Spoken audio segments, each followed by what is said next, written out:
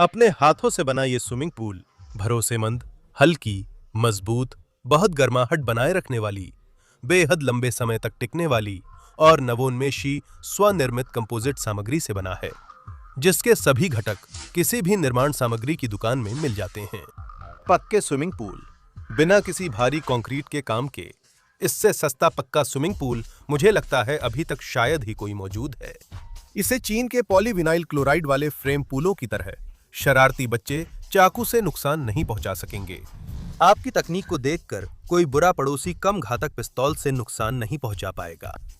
अच्छा पड़ोसी ये जानकर बहुत खुश होगा कि स्विमिंग पूल ऐसे बनाया गया है। इसे आप कई तरह की घर में बनाई गई फिनिशिंग से सजा सकते हैं, जिनमें सबसे सस्ते विकल्प भी बाजार में मिलने वाली महंगी फिनिशिंग से कहीं ज्यादा सुंदर लगते हैं। अनोखी थर्मल विशेषताओं से ऐसे स्विमिंग पूल में पानी धूप में जल्दी गर्म होता है और ठंडी रातों में ठंडा नहीं होता। हमारा स्विमिंग पूल कॉम्पैक्ट है, ये तो बस शुरुआत है, बल्कि इसे छोटा प्लंज पूल भी कह सकते हैं। इसका निर्माण करके मैं उस तरीके की जांच कर रहा हूं जो न सिर्फ विलासिता के आदि गोल्डन बिलियन को, बल्कि हम जैसे साधारण पोस्ट सोवियत क्षेत्र के निवासियों को भी अपना खुद का मजबूत स्विमिंग पूल रखने की अनुमति देगा। इस तरीके को सबसे पहले पेसनी याशा कोशाका चैनल के दर्शक और सब्सक्राइबर जानेंगे।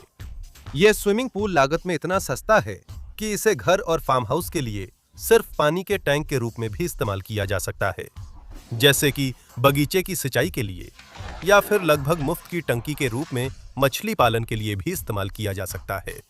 मुझे लगता है कि मैंने आपकी जिज्ञासा जगा दी है, इसलिए अब सब कुछ क्रम से और विस्तार से सभी बारीकियों के साथ बताऊंगा। नमस्ते सभी। मैंने 3 सेमी मोटी पेनोप्लेक्स कंफर्ट शीट्स का एक पैक खरीदा है। एक पैक में ऐसे 13 शीट्स हैं।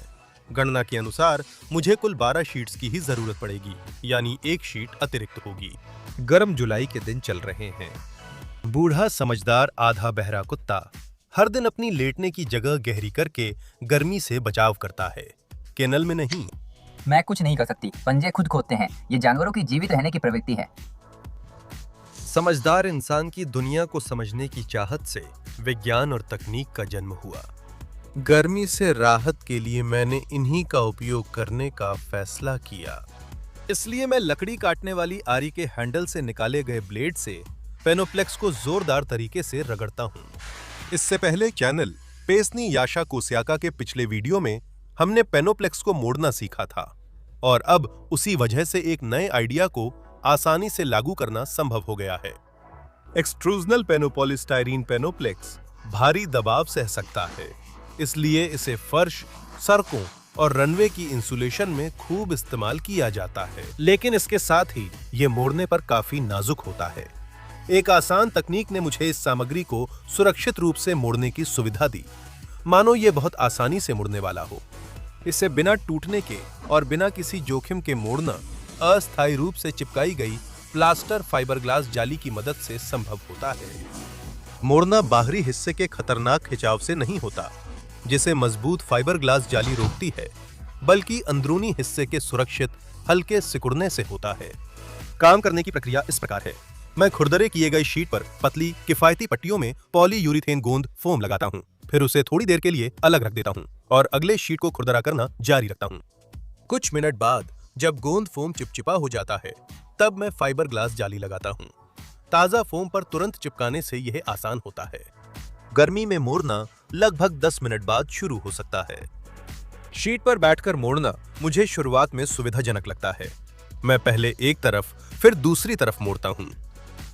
यह प्रक्रिया विस्तार से है, बिना किसी तेजी के। मैं कोशिश करता हूं कि शीट की शुरुआत से ही जितना हो सके उतना समान रूप से मोड़ूं। यह कोई टिप्पणी जरूरी नहीं है, सब कुछ बहुत आसान है। इस काम के लिए बस 2 हाथ चाहिए, और वे औसत दर्जे के हों तो भी चलेगा। मुझे लगता है कोई भी चलेगा। इस काम की शुरुआत से पहले मैंने गंभीरता से एक सुविधाजनक पेनोप्लेक्स मोड़ने का औजार बनाने के बारे में सोचा था, लेकिन जब मैंने सिर्फ हाथों से मोड़ने की कोशिश की तो उसे बनाने में समय बर्बाद नहीं किया, और वैसे भी मुझे सिर्फ 8 शीट्स ही मोड़नी थीं।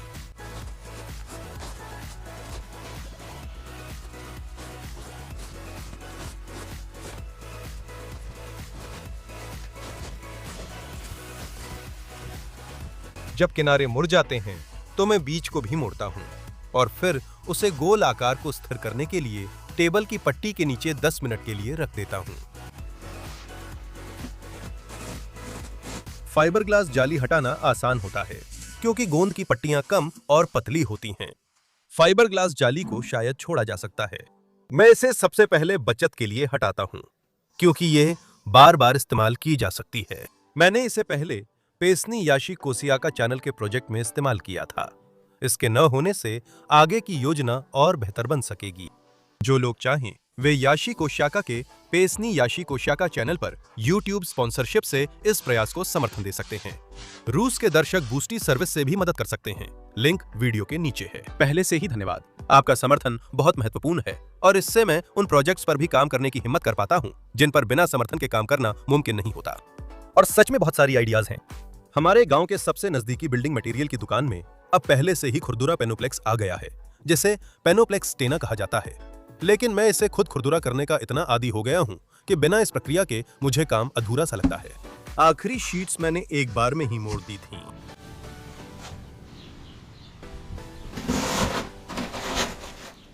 एक, 2, 3, 4, 5, 6, 7, 8।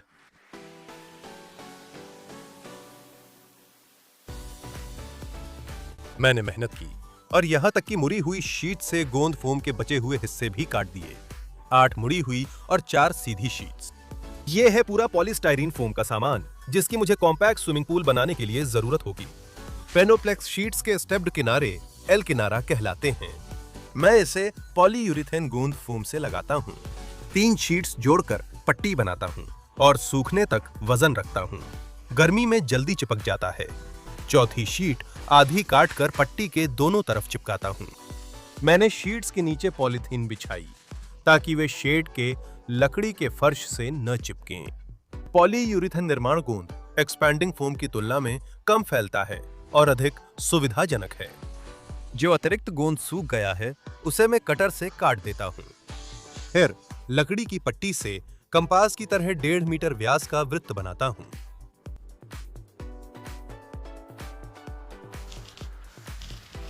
फिक्स पेंसिल सतह पर लाइन खींचने से ज्यादा सतह को दबा देती, रेखा दिखाई देती है और यही सबसे जरूरी है। मुड़ी हुई चादरों की एक लंबी तरफ से स्टेप्ड किनारा काट देता हूं। चादरें हल्के से मुड़ी हुई हैं, इसलिए अब मैं उन्हें थोड़ा सीधा करता हूं। ऐसा करते समय अब इनके टूटने का कोई खतरा नहीं है, भले ही जाली न हो।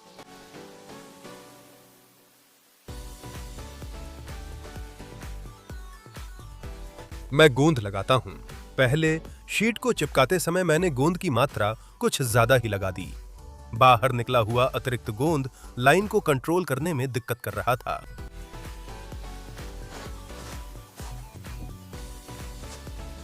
कहावत है कि खिचड़ी में घी डालने से हानि नहीं, पर मात्रा का ध्यान रखें। इसलिए मैं फिर सुधार कर रहा हूं। चिपकाने से पहले लगाए गए गोंद को थोड़ी देर के लिए छोड़ देता हूं, क्योंकि इसके बाद चिपकाना काफी आसान हो जाता है।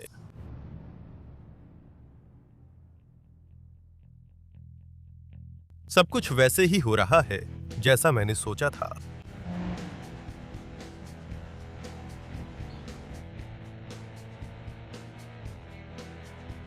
तीसरी शीट जिद्दी थी, इसलिए उसके एक किनारे को बेस शीट से अस्थायी रूप से स्क्रू से जोड़ दिया।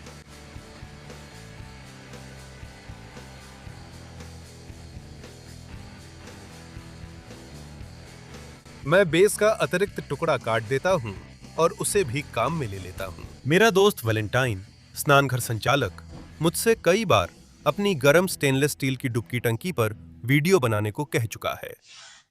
शायद नशे में बाहर ना निकल सको। हम बाहर निकले थे। हम तो बहुत अच्छे से बाहर निकल गए थे। यहाँ पर एक तरह का चटाई बिछा दी जाती है ताकि पैर न जलें, बस इतना ही। और आकार भी शरीर के मुताबिक बन जाता है। पीठ यहाँ ऐसे आधी गोल हो जाती है। मैंने मना किया क्योंकि मुझे सबके लिए उपलब्ध चीजें पसंद हैं। इसके लिए डेयरी फैक्ट्री में कम से कम अच्छे संबंध चाहिए ताकि आप स्टेनलेस स्टील का टैंक गुप्त रूप से गेट से बाहर निकाल सकें। ऐसे संबंध हर किसी के पास नहीं होते। ये तो मजाक है बेशक। मेरे दोस्त ने सेवा से हटाई गई टंकी खरीदी थी। हालांकि वो बिल्कुल नई जैसी चमकती है। साथियों, कर्मचारीगण, दोनों एक्सेस, आप चैन से वीडियो देखते रहिए, सब कुछ नियंत्रण में है। अब मुझे पेनोप्लेक्स से बनी फुराका की गर्म टंकी पर प्रयोग करने की इच्छा है। समय मिला तो जरूर करूंगा। इस तरह 4 शीट्स और 4 मुड़ी शीट्स लगी। स्विमिंग पूल तैयार है। अब सभी जा सकते हैं दोस्तों। मजाक कर रहा हूँ, ये तो बस शुरुआत है। जो टैंक बना है उसकी क्षमता अब कम से कम 1 घन मीटर तो है ही। फिर मेरे दिमाग में एक सनक सा ख्याल आया। इस विचार को पूरा करने के लिए मैंने स्टोर में रखी 2 घटक वाटरप्रूफिंग के बचे हुए हिस्से का इस्तेमाल करने का फैसला किया। निर्माताओं द्वारा बताई गई विशेषताओं के अनुसार पेनोप्लेक्स पानी को बिल्कुल भी आर पार नहीं जाने देता और इसका जल अवशोषण 0.5% से अधिक नहीं है, यानी सिर्फ आधा प्रतिशत। अपने व्यक्तिगत अनुभव से मैं जानता हूं कि गोंद फोम पानी रिसने दे सकता है, इसलिए जलरोधक पर बचत के लिए मैंने केवल जोड़ों को सील करने का निर्णय लिया। इस जलरोधक के साथ काम करना आसान नहीं है। मैंने इसे मुख्य घर की बालकनी में इस्तेमाल किया था और ये वही है जो बचा है। पहले मुझे पेनोप्लेक्स के जोड़ सील करने का विचार नहीं आया था, लेकिन $1000 में घर प्रोजेक्ट में ग्राउंड फ्लोर और बालकनी की स्लैब बनाते समय मैंने सिर्फ जोड़ सील किए। मेरी समझ के अनुसार यह पॉलीमर कंक्रीट है, जो पॉलीमराइजेशन के बाद रबर जैसा लचीला होता है, और यही तो चाहिए था। सब कुछ इतना चिकना नहीं होता, बल्कि कहें तो इतना गोल नहीं होता। कुछ जोड़ पूरी तरह गोल न होने से छोटी गड़बड़ियां थीं, जिन्हें सुधारने के लिए मैंने अलग पड़ी मुड़ी हुई शीट्स पर पतली पट्टी में गोंद लगाकर अस्थायी रूप से चिपकाने का फैसला किया। ऐसी जगहें 2 निकली। शायद कोई और जलरोधी एक्सट्रूडेड पॉलीस्टाइरीन के जोड़ को अच्छी तरह सील करने का बेहतर और आसान तरीका सोच लेगा। जरूर उसके बारे में इस वीडियो के नीचे लिखें। फिर मैं परिधि के अनुसार ओवरलैप के साथ क्षार प्रतिरोधी फाइबर ग्लास जाली की पट्टी काटता हूँ। ये आमतौर पर 1 मीटर चौड़ाई में आती है, लेकिन इस बार मैंने इसे 30 सेंटीमीटर कम कर 70 सेंटीमीटर रखा। यही वो बात है जिसका मैं जिक्र कर रहा था जब मैंने कहा था कि इस वाटरप्रूफिंग के साथ काम करना क्या ही मजेदार है। अगर परत मोटी हो जाए तो जल्दी सिकुड़न और दरारें आ जाती हैं। ऐसी जगहों पर वाटरप्रूफिंग सबसे सही औजार से ठीक होती है, जो कुदरत ने हमें दिया है, हमारी तर्जनी उंगली। शायद शीट्स को सीधे वाटरप्रूफ गोंद से चिपकाना चाहिए, लेकिन फोम गोंद से काम करना आसान और तेज है, भले ही बाद में सुधार करना पड़े। मैं दुकान गया और मैंने और फाइबर ग्लास नेट और सिर्फ 3 25 किलो के बैग मिक्सचर के खरीदे, जिन्हें मैं इंसुलेशन बोर्ड को उन सतहों पर चिपकाने के लिए इस्तेमाल करता हूं जिन्हें इंसुलेट करने की जरूरत है, और इंसुलेटर की सतह पर आधार सुदृढ़ीकरण परत बनाने के लिए भी। बस इतना ही मेरे स्विमिंग पूल के लिए काफी है। बहुत सी निर्माण तकनीकें जिन्हें मैं चैनल पेसनी याशा कोस्याका पर इस्तेमाल करता हूं, एक्सपेरिमेंटल हैं और उन्हें कम से कम समय की कसौटी पर परखा जाना चाहिए। इसीलिए मुझे अक्सर आलोचना झेलनी पड़ती है। इन्हें अपनाना है या नहीं, ये पूरी तरह आपकी जिम्मेदारी है। मेरे कई फैसले अक्सर अंतर्ज्ञान और सामग्री की मजबूती का जन्मजात एहसास पर निर्भर होते हैं। मैं मानता हूं मैंने इसे कभी खास तौर पर नहीं पढ़ा। मैं अपने निर्माण प्रयोगों पर लौटता हूं। मैंने निर्देशों के अनुसार गोंद तैयार कर स्टील स्पैचुला और स्टेनलेस स्टील की करनी से दीवारों और तली के एक हिस्से पर लगाया। मैं मेहनत से उस सपने की ओर बढ़ रहा हूं जो हर घर या फार्म हाउस मालिक का होता है। ऊपर से 7-10 सेंटीमीटर लगाने से बचता हूं, वजह आगे बताऊंगा। ग्लास फाइबर जाली की पट्टी लगाकर ट्रॉवल से मिश्रण में दबा देता हूं। जाली के एक किनारे पर मैंने फ्रिंज काटा, जिसकी गहराई और चौड़ाई लगभग 20 सेमी है।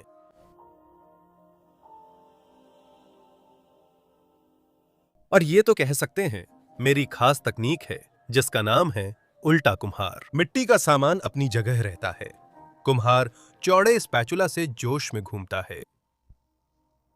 मैं मिश्रण और जाली से तली मजबूत करता हूं और परत की मोटाई कुछ मिलीमीटर ही रखता हूं। मुख्य बात यह है कि उसमें प्लास्टर की फाइबर ग्लास जाली छुप जाए।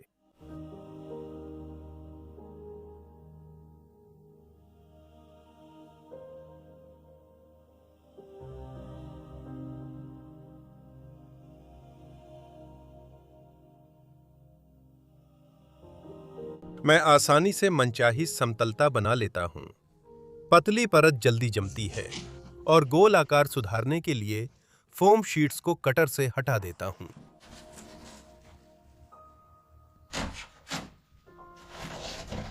आकार ठीक कर दिया गया है। अब यह पूरी तरह गोल है।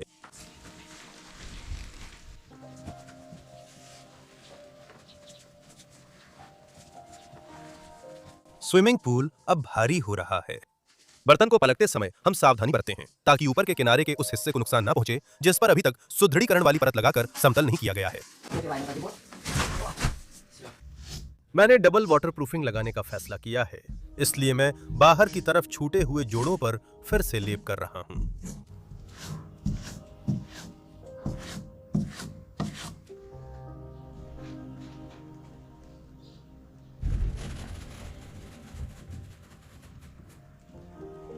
मुझे लगता है कि कुत्ता किसी तरह की श्रेष्ठता की भावना के साथ चलता है। मालिक थककर भी सभ्य तरीके से ठंडक पाने की कोशिश करता है, जबकि वह अपने मिट्टी के ठिकाने में जानवरों की तरह ठंडक लेती है और सिर्फ खाने मस्ती के लिए बाहर आती है। अगली जाली की पट्टी की चौड़ाई को मैंने कम नहीं किया, बल्कि उसमें लगभग 45 सेंटीमीटर गहराई तक झालर काट दी। तले के लिए टुकड़े काटे और गोंद का मिश्रण तैयार किया। मिश्रण को क्षैतिज सतह पर लगाते समय मैं पृथ्वी के गुरुत्वाकर्षण का उपयोग करता हूँ, इसलिए कभी बिना किसी प्लास्टरिंग के अनुभव के भी मैं तुरंत ही अच्छी तरह से प्लास्टर करना शुरू कर पाया। जब मैंने ऐसे मिश्रण ऊर्ध्वाधर सतहों पर लगाना शुरू किया तो पहली बार में ही अच्छा नतीजा मिला, जिससे मैं प्लेजेंटली सरप्राइज्ड हुआ। शायद ऐसा इसलिए है क्योंकि इन्हें खास तौर पर ऐसे कामों के लिए बनाया गया है। पेनोप्लेक्स पर यह मिश्रण बहुत ही शानदार तरीके से चिपक जाता है। इन्हें सस्ते टाइल गोंद से बदलना गलत है, क्योंकि इनमें खास पॉलीमर होते हैं जो शीट से मजबूत चिपकाव के लिए जरूरी हैं। मैं प्रक्रिया को विस्तार से रिकॉर्ड कर रहा हूं ताकि हर बारीकी साफ दिखे और कोई भी इसे अपनी जिम्मेदारी पर दोहरा सके। YouTube पर विदेशी खुदाई करने वालों के मिट्टी से बने अनोखे किले, स्विमिंग पूल और देखने में बहुत लुभावनी आदिम तकनीकों के वीडियो भरे हैं, लेकिन पेसनी याशी कोस्या का चैनल प्रगतिशील तकनीकों के लिए है। जब मैं हमारे पारिवारिक व्यवसाय में हाथ से बने बैरल सोना बनाता था, तब कई बार लकड़ी का कुंड बनाने का विचार आया। बहुत अधिक मेहनत और लागत के कारण मैं रुक जाता था। अच्छी क्वालिटी की लकड़ी महंगी होती है, ऊपर से महंगे गोंद और महंगे सुरक्षात्मक पेंट और वार्निश भी चाहिए होते हैं। मैंने एक और ब्रांड का एक्सट्रूडेड पॉलीस्टाइरीन फोम मोड़ने की कोशिश की, पर नतीजा वैसा नहीं था। वह डरावनी तरह से चटकने लगा। इसका मतलब है कि अंदरूनी संरचना में गड़बड़ी हो रही है, जिससे पूरे कंपोजिट मटेरियल की मजबूती काफी कम हो जाएगी और निश्चित रूप से उसकी वाटरप्रूफिंग क्षमता भी प्रभावित होगी। आलोचक हमेशा रहते हैं। कमेंट्स में लोग और सस्ते पूल भी सुझाएंगे। आप यूरो क्यूब में ऊपर का हिस्सा काट कर नहा सकते हैं, लेकिन इसमें सौंदर्य नहीं है और यह पोस्ट एपोकैलिप्स जैसा लगता है। और वैसे भी बहुत से लोग हैं जिन्हें यूरोपीय चीजें बिल्कुल पसंद नहीं हैं। ऐसे लोग तो सिर्फ उसके नाम की वजह से भी यूरो क्यूब में नहीं नहाएंगे। इसके अलावा अगर आप यूरो क्यूब खरीदते हैं, ना कि उसे चुपचाप गेट से बाहर ले जाते हैं, तो आमतौर पर वह बिल्कुल सस्ता नहीं होता। और फिर से वही चाल जिसे उल्टा कुम्हार कहा जाता है।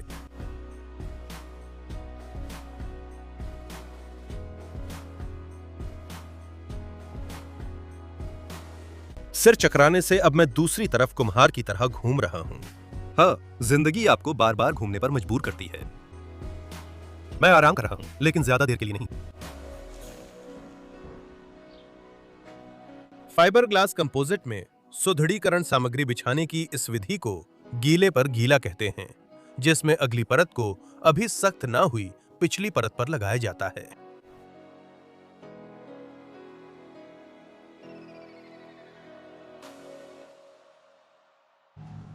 उत्तम टमाटर जो ऊंची गर्म क्यारी से निकले हैं और खीरे भी। 3 जुलाई।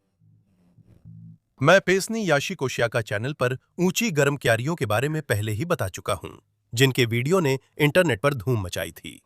उनमें से एक ठीक ऐसे ही नवाचार सामग्री से बनाई गई थी, जिसमें एक्सट्रूडेड पॉलीस्टाइरीन फोम का इस्तेमाल हुआ था। बहुत ही सस्ती और देखने में सुंदर क्यारी की दीवारें सस्ती हैं, बस प्राकृतिक पत्थर जैसा लुक दिया गया है। मिट्टी के दबाव से वे टेढ़ी नहीं हुई।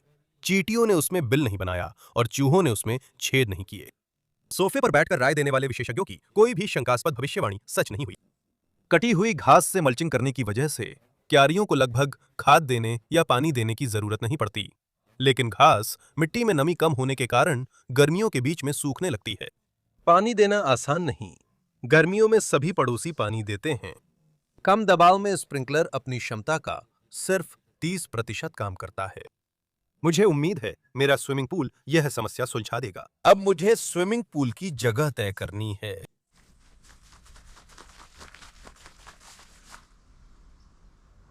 मैंने सोचा और तय किया कि इन जैसी इमारतों के बीच यही सबसे अच्छा स्थान है।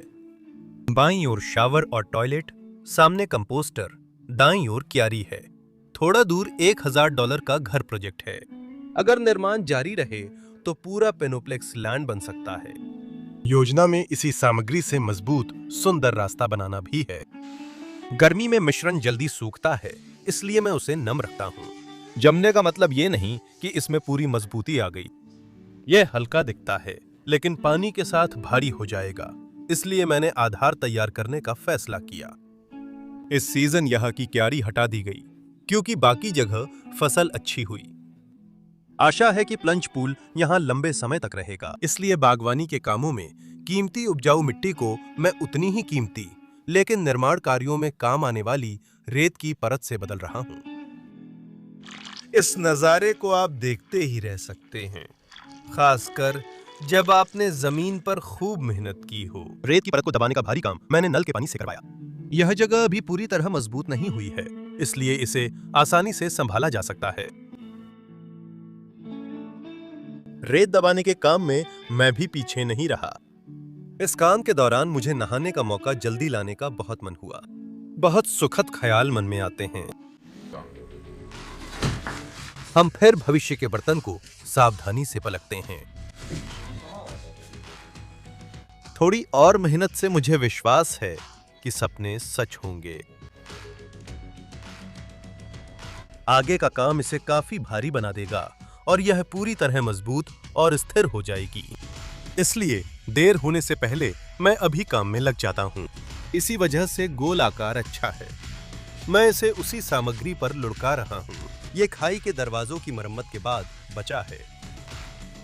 आगे आखिरी जोर है और हम सब बहुत जल्द जान जाएंगे। मुझे लगता है कि कम मात्रा होने से स्विमिंग पूल में जहरीले रसायन नहीं डालने पड़ेंगे। पानी का समानांतर उपयोग कर मैं जल विनिमय कर सकूंगा और पानी ताजा रहेगा। गर्मी में नहाने की इच्छा और सिंचाई की जरूरत एक साथ पूरी हो जाती है। आइए अमेरिका से आगे निकलते हुए प्रति व्यक्ति स्विमिंग पूल की संख्या बढ़ाएं। हर बगीचे और बाग में मियामी जैसा माहौल लाओ। ये गड्ढे में नहाने से अच्छा है। फिर भी ये चीज भरोसेमंद है। दिमाग में यही ख्याल घूम रहे हैं कि अगर मुफ्त वाटरप्रूफिंग का जुगाड़ काम ना आया तो क्या होगा। मैं खुद को यह सोचकर तसल्ली देता हूं कि कई हल हैं।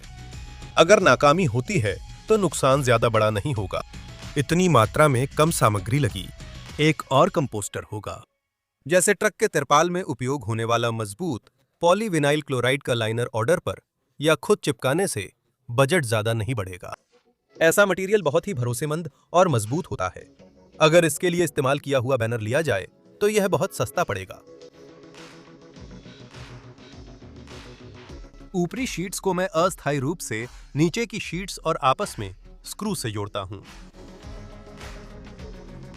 स्विमिंग पूल के लिए इंपोर्टेड फिल्में भी होती हैं, जिन्हें लाइनर कहते हैं।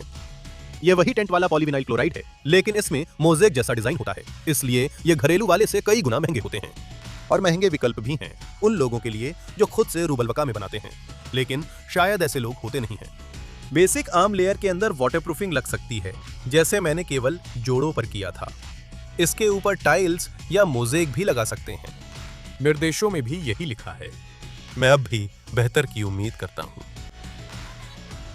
मैं अस्थायी स्क्रू निकाल रहा हूं। उनका काम पूरा हो गया। अंधेरा होने पर मैं अभी पूल के बाहर के जोड़ों की वाटरप्रूफिंग कर रहा हूं। इसलिए मैंने जाली से पूरा सुदृढ़ीकरण नहीं किया और मिश्रण निचले हिस्से के ऊपरी किनारे तक नहीं लगाया, ताकि नीचे और ऊपर के जोड़ को सील करने का मौका रहे। वाटरप्रूफिंग जम गई। अब सिर्फ अंदर से जोड़ों की सीलिंग बाकी है। बाहरी हिस्सा आगे के काम को तैयार है। एक्सट्रूडेड पॉलीस्टायरीन शीट्स की ऊंचाई या गहराई 2 चौड़ाई के बराबर यानी 1 मीटर 20 सेंटीमीटर होती है। अब मैं बिना सीढ़ी के अंदर नहीं कूद सकता। अस्थायी लकड़ी से गोलाई ठीक की, सब कुछ लगभग एकदम सटीक है। प्लेट की थर्मल इंसुलेशन सामग्री पर आधार सुदृढ़ीकरण परत बनाने के लिए सतह और जाली के बीच चिपकने वाले मिश्रण की परत जरूरी है। पहले मिश्रण फिर जाली लगती है, उल्टा नहीं। फोम से चिपकी जाली झुकाव में बाधा बनती थी, इसलिए मैंने उसे नहीं छोड़ा। तेज गर्मी के कारण अगली परत लगाना शाम तक टालना पड़ा। छाया में मिश्रण के साथ काम करना आसान है, इसलिए मैं उसे कंटेनर के छायादार हिस्से पर लगाता हूं।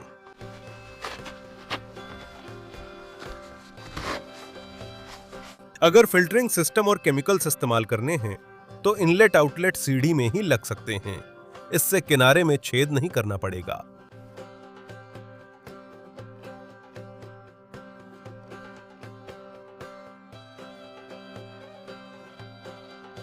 इस नए तरीके को उल्टा आधा कुम्हार कहा जाता है। फिर से समतलता पर्याप्त है।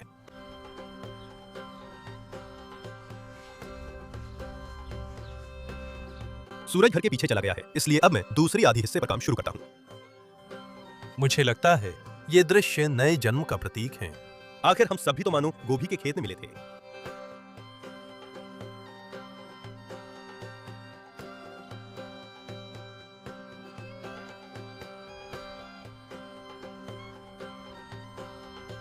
फिर दुकान गया, टाइल चिपकाने वाले सबसे सस्ते गोंद की एक बोरी खरीदी। अब फिनिशिंग शुरू करता हूं। अगर स्विमिंग पूल या पानी की टंकी को कंक्रीट के छल्लों जैसा दिखाना है तो यह प्रक्रिया छोड़ी जा सकती है। मैंने वही तकनीक इस्तेमाल करने का फैसला किया जो मैंने हमारे कंपोस्टर की फिनिशिंग में इस्तेमाल की थी। वो तो पूरी तरह मौके की जुगाड़ थी।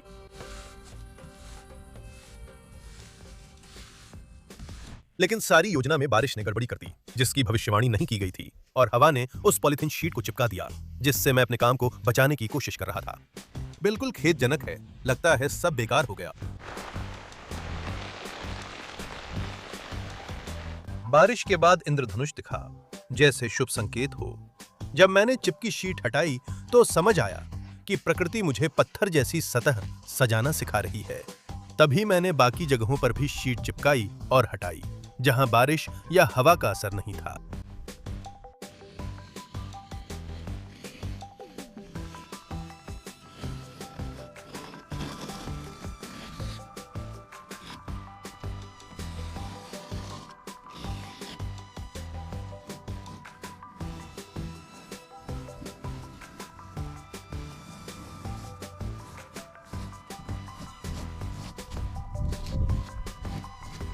अब आगे वही तकनीक है जो मैंने कंपोस्टर व ऊंची गर्म क्यारी पर सीखी। इसमें मेरी मदद एक जरूरी औजार करता है जो हर पेशेवर सजावटी कंक्रीट का कारीगर के लिए जरूरी है।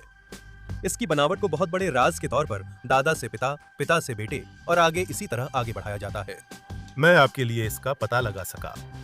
मेरा मानना है कि टाइल चिपकाने वाले गोंद की मदद से सतह को बिना किसी परेशानी के लगभग किसी भी सामग्री जैसा सजाया जा सकता है, जैसे कि लकड़ी।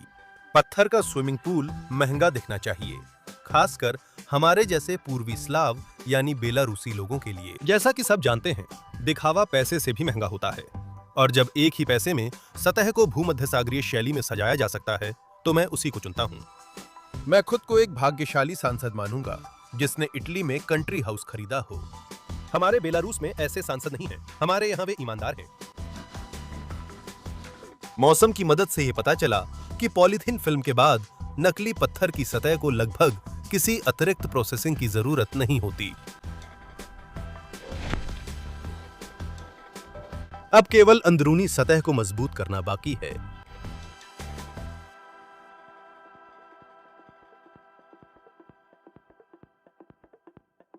भीतर की मजबूती भी बाहर की तरह। मैं गर्मी के कारण 2 चरणों में करता हूं। वैसे जिन रिंग्स को मैंने इसी तरह से गर्म सेप्टिक टैंक के लिए बनाया था, उनमें दोहरी रीइंफोर्समेंट का इस्तेमाल किया था, लेकिन इस स्विमिंग पूल में मैंने सिर्फ एक हरी रीइंफोर्समेंट से ही काम चलाने का फैसला किया। मुझे सस्ती बाहरी पेंट और 5 अलग-अलग टिंट चाहिए थे। कंपोस्टर पेंट करने के बाद ये बचे थे। इस बार मैंने सिर्फ ब्राउन रंग खरीदा क्योंकि पिछली बार उसकी जरूरत ज्यादा थी।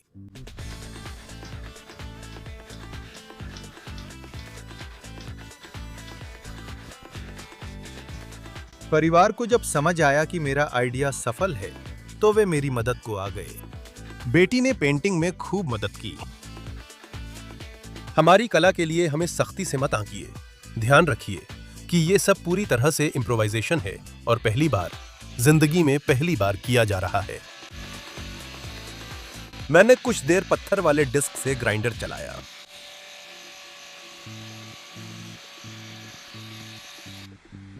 पत्थरों के बीच के जोड़ को और कुछ पत्थरों को रंगा नहीं गया। उन्हें उनके प्राकृतिक ग्रे सीमेंट जैसे रंग में ही छोड़ दिया गया।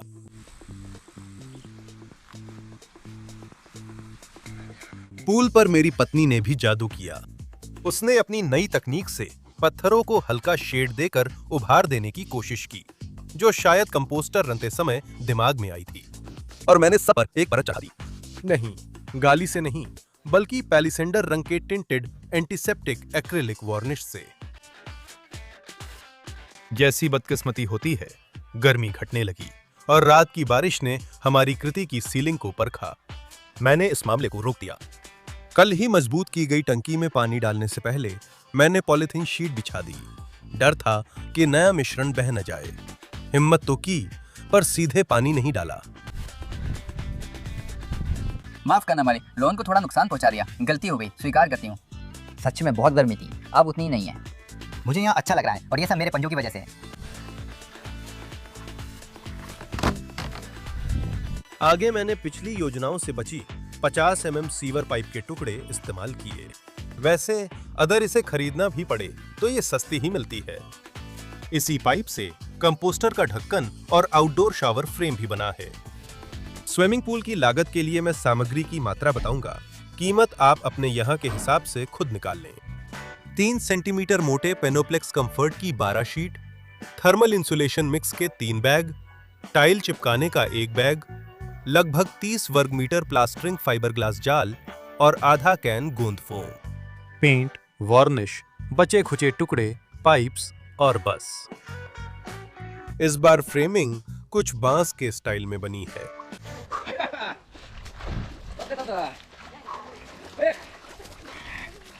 ये पानी तो अब बात ही कुछ और है, बात ही कुछ और जाहिर है सभी नियमों का उल्लंघन करते हुए मैं खुद को रोक नहीं पाया।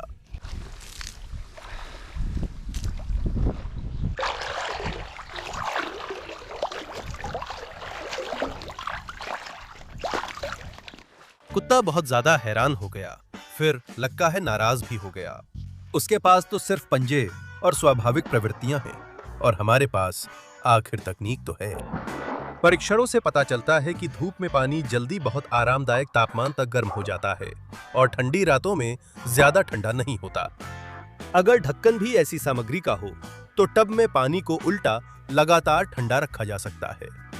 3 सेंटीमीटर पेनोप्लेक्स उतनी इंसुलेशन देता है जितना 17-18 सेंटीमीटर सूखी लकड़ी। और ये कोई मजाक नहीं है। मौसम ठंडा था, फिर भी मैं नहाता रहा। ये टब एक बड़े थर्मस मग की तरह काम करता है। इस बीच पूल मजबूत हो रहा है ताकि उसकी सीलिंग अंतिम बार जांची जा सके। क्योंकि मैंने इस वीडियो में बैटरी से चलने वाले औजारों का जिक्र किया है, चलिए आपको आविष्कारक निकोलाई इवानोविच के घर ले चलते हैं, जो मेरे पापा हैं। पेनोप्लेक्स से बने स्लाइडिंग गेट वाले वीडियो में उन्होंने ऑटोमेशन जोड़ने में मेरी मदद की। वो अपनी खुद बनाई आम साइकिल जैसी दिखने वाली इलेक्ट्रिक साइकिल पर आए थे। कई दर्शकों ने इसके बारे में विस्तार से बताने को कहा था। मैं बता रहा हूं, पापा ने मुझसे ग्रीनवर्क्स की चेनसॉ का 40 वोल्ट का बैटरी लिया और बना दिया। पहले पर ही नहीं रुके, ये है उनका अगला कारनामा। Voltage, current, speed. और ये एक और है। हमारे छोटे बेटे ने पुरानी साइकिल दादाजी के गैराज में छोड़ी थी। अब वो इलेक्ट्रिक साइकिल बन गई है।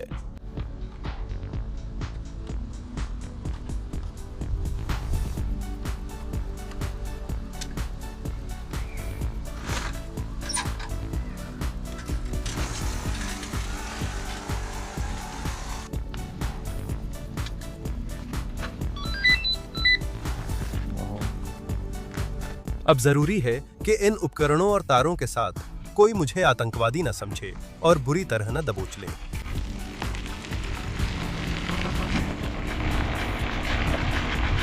अगर आप पुराना होवरबोर्ड खोलें, जिसमें दोनों तरफ 2 पहिए वाली अजीब इलेक्ट्रिक बोर्ड होती है, ये आमतौर पर बच्चों को गिफ्ट किए जाते हैं। वो उस पर 2-3 बार चलते हैं और फिर छोड़ देते हैं, और फिर परिवार के पिताजी कभी-कभी नशे में 1 बार चला लेते हैं। फिर ये लगभग नए ही बालकनी या स्टोर रूम में धूल खाते रहते हैं। तो बात यह है कि अगर थोड़ा जुगाड़ किया जाए तो ऐसे हर पहिए से करीब 500 वॉट की पावर निकाली जा सकती है। निकोलाई इवानोविच ने सोवियत काल में रक्षा क्षेत्र के एक विशेष डिजाइन ब्यूरो में एक विभाग का नेतृत्व किया। एक इलेक्ट्रॉनिक्स इंजीनियर के तौर पर उनके लिए यह करना मुश्किल नहीं था। दादाजी ने पोती के लिए बहुत ताकतवर और खतरनाक गाड़ी बनाई, जैसी कोई गोली हो। अच्छा हुआ हम आपके साथ निरीक्षण पर आ गए। अब समझ आया कि वह बार-बार कह रहा था, पुराना वाला ले लो, क्योंकि वह उस पर बैठने को कहने में हिचक रहा था। जरूरी है कि तुरंत निर्वासित करने के लिए मनाया जाए, नहीं तो यह खतरनाक है। ये देखो, इसमें 1, 2, 3 हिस्से हैं, चौथा भी है। और वहाँ नियंत्रण तंत्र काफी सरल है। और पहला साइकिल कहाँ है? और पहला दूसरे के नीचे है।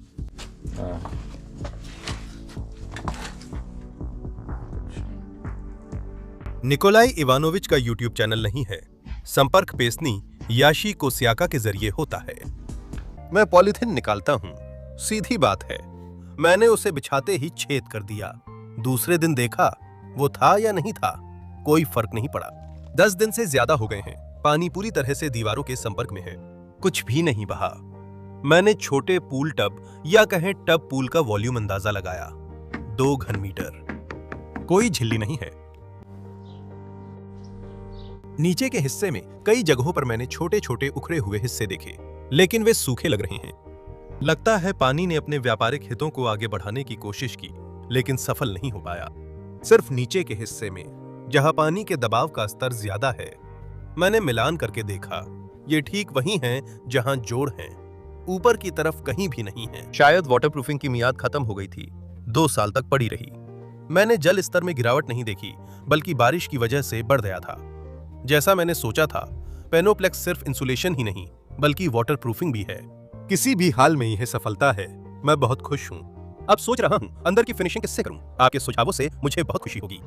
बड़ा सा लाइक बटन दबाएं। पेस्नी याशी कोसियाका चैनल को सब्सक्राइब करें। मेरे डिज़ाइन और टिकटॉक को भी सब्सक्राइब करें। सभी लिंक वीडियो के नीचे हैं। घंटी पर भी क्लिक करें, तब मैं आपको जरूर सूचित करूंगा। दुनिया में शांति हो। धन्यवाद।